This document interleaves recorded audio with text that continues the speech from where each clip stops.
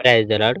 ప్రభువైన యేసుక్రీస్తు వారు ఈరోజు మనకు అందిస్తున్నటువంటి వాగ్దానం సామెతల గ్రంథం 8వ అధ్యాయం 21వ వచనం.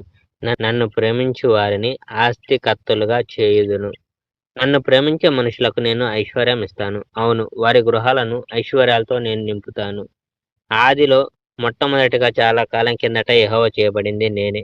నేను అనగా జ్ఞానమును ఆదిలో చేయబడ్డాను. ప్రపంచం ప్రారంభం కాకముందే నేను చేయబడ్డాను.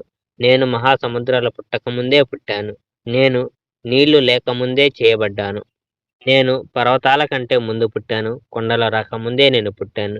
యెహోవా భూమిని చేయకముందే నేను పుట్టాను. పొలాల కంటే ముందు నేను పుట్టాను. ప్రపంచంలోని మొదటి ధూళిని దేవుడు చేయకముందే నేను పుట్టాను. యెహోవా ఆకాశాలను చేసినప్పుడు నేను అక్కడే ఉన్నాను. యెహోవా భూమి చుట్టూరా సరిహద్దు వేసినప్పుడు, మహాసముద్రానికి ఆయన హద్దులు నిర్ణయించినప్పుడు నేను అక్కడే ఉన్నాను. ఆకాశంలో యెహోవా మేఘాలను ఉంచకముందే నేను పుట్టాను. మహాసముద్రంలో యెహోవా నీళ్లు ఉంచినప్పుడు నేను అక్కడే ఉన్నాను.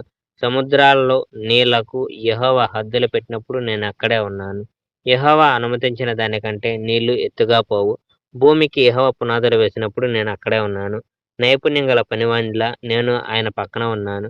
నా మూలంగా యెహోవా ప్రతిరోజు సంతోషించాడు. ఆయన ముందు నేను ఎల్లప్పుడూ సంతోషంగా ఉన్నాను. యెహోవా తాను చేసిన ప్రపంచాన్ని చూసి ఉప్పొంగిపోయాడు.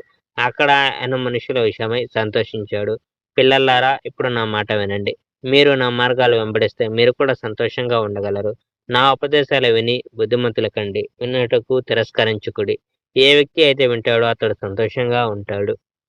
అతడు అనుదినం నా ద్వారాల దగ్గర వేచి ఉంటాడు. నన్ను కనుగొనిన వాడు జీవమును కనుగొనును.